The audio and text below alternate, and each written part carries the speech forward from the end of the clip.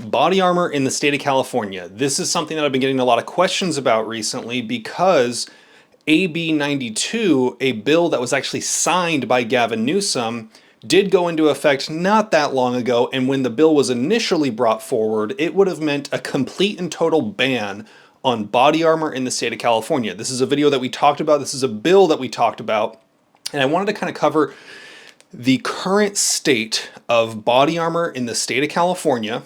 And I wanted to cover just some basic general tips when it comes to which body armor you should purchase, guidelines of what kind of things you should consider when purchasing body armor, and I thought it would be a good way for me to kind of share with my audience the laws surrounding body armor in the state of California.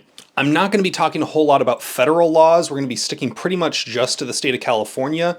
But it is going to be applicable to anyone that might come into this state for training purposes, for work purposes. Maybe you're just traveling through the state and you want to know what the laws are about body armor, so we'll get into that. But before we do, I do want to say thank you to the sponsor of this video. It is RMA. RMA makes actually NIJ certified body armor, which is a very important thing to look for when it comes to purchasing body armor. Body armor has exactly one purpose. Well, other than looking cool and LARPing on the flat range, it has one purpose: to stop bullets from killing you. And because of that, it is very important to get body armor from places and vendors and manufacturers that are known to be able to produce products that can reliably and consistently stop bullets from penetrating your body armor, from penetrating your body. So check out RMA. I'll have a link in the description or the pinned comment or something like that.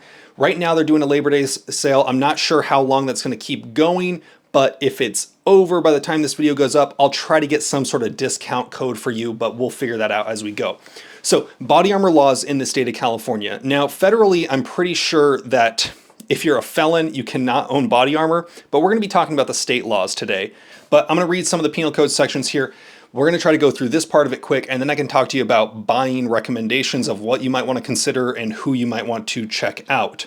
Now, this is Penal Code 31360. A person who has been convicted of a violent felony under the laws of the United States, the state of California, or any other state government or country who purchases, owns, or possesses body armor. So basically, if you're a felon that has been convicted of a violent felony, you cannot be in possession of body armor whatsoever. You can't purchase it.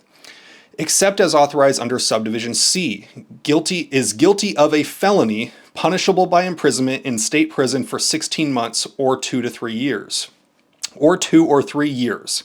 So if you've been convicted of a violent felony by any jurisdiction in the country or in another country, and you're in possession of body armor in the state of California, that is a felony in and of itself just to possess it. Now, a person who has been prohibited from possessing a firearm under the laws of this state who purchases, owns, or possesses body armor, except as authorized under subdivision C, is guilty of a misdemeanor. So, if you're just a prohibited person, but you've not been convicted of a violent felony, it's a misdemeanor to possess body armor. If you have been convicted of a violent felony, you would be in violation and be charged with a felony for possessing body armor. So as a violent felon, if you have body armor after the fact, that's a felony. Cool. Now, there is a subdivision in here talking about if your employment, livelihood, or safety is dependent on the ability to legally possess and use body armor, you can get an exemption from your local police chief or county sheriff. But you're going to have to petition and apply to them and then be maintaining constant possession on your person of that certified letter from them saying you're allowed to have it. Right? Makes a lot of sense.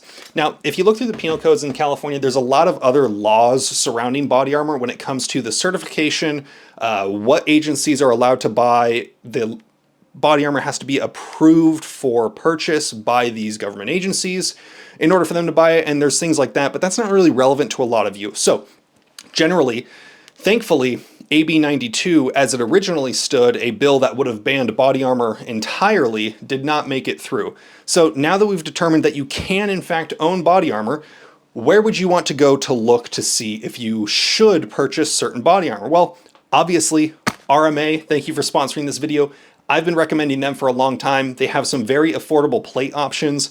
I think right now they're doing a 30% off sale where it's like 2 level 4 plates for like, what is it?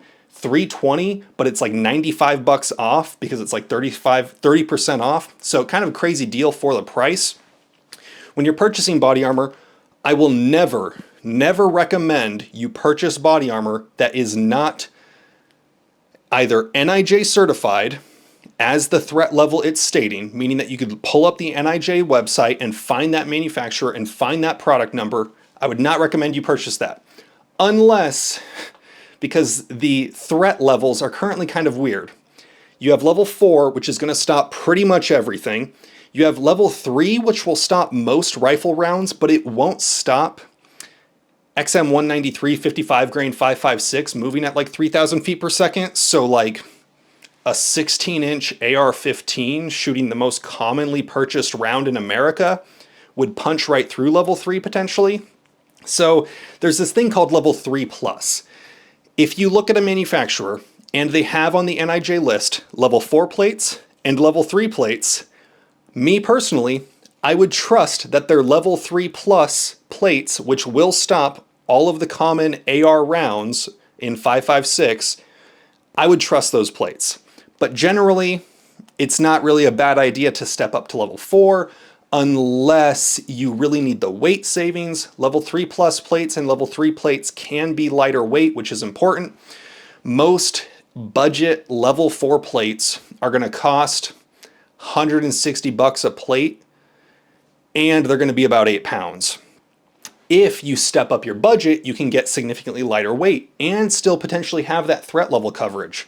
So you got to kind of figure out what's best for you. I don't recommend steel plates basically at all. I'm not going to recommend it. If you are a fan of steel body armor, feel free to drop a comment. I don't care. I'm not going to recommend someone uses steel as body armor. If you're into that, cool, whatever. I don't care. I'm not into it. I'm interested in the best possible equipment for a job when the equipment has one job and it is to keep you from dying. I want the best possible equipment available.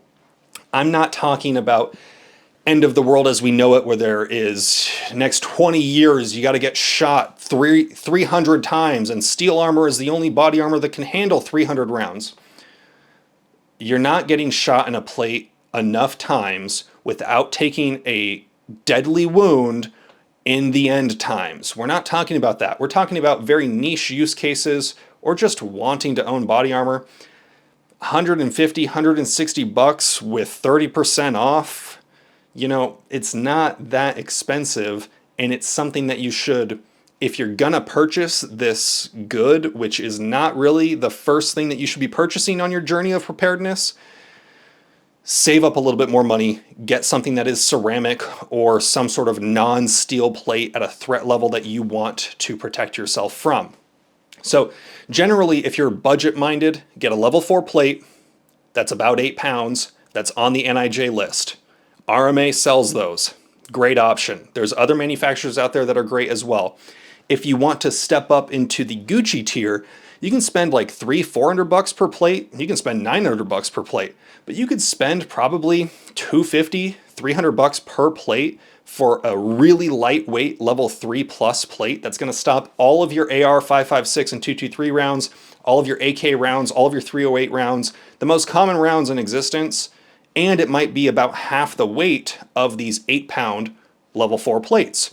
You can also spend a good amount of money and get a level 4 plate that's much lighter weight. Something to consider.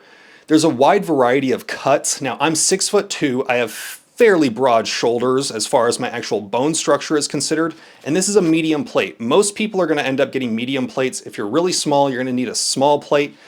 A lot of people get really wrapped up into purchasing the biggest plate possible to cover the most area possible, but then you end up looking like a Teenage Mutant Ninja Turtles or like Ralphie from A Christmas Story, like, I can't put my arms down. You need to be able to actually move around, and this is a medium plate on me. I can still touch my shoulders, I can still hug myself. This still covers most of the vital region. If I stepped up to large plates, this would get very constrictive and prevent me from really being mobile enough and probably increase the likelihood that I would get shot. But at the end of the day, this is all just min-maxing. We're all just speculating and spitballing, talking about LARPing on the flat range because it's fun. Maybe you want to purchase body armor. I got a couple sets of body armor because I've acquired stuff over the years. I got a set that I keep in my truck just under the back seat.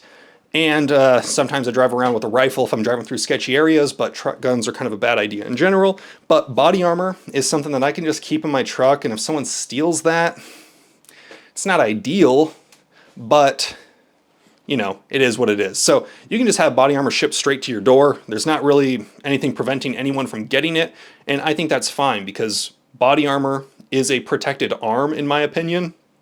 Arms, as the founders viewed it, was anything necessary for an individual to participate in the things that you would need to do as a Second Amendment advocate in the event that you would need to do them. Body armor should be covered by that. Body armor is considered arms as far as I'm concerned, as far as the legal scholars are concerned. So really, we should focus more on keeping the bad people in jail and not letting them out so that they can do things like shoot 49ers players in San Francisco. Anyways, you guys know the drill. Have fun, be safe, stay dangerous. Peace.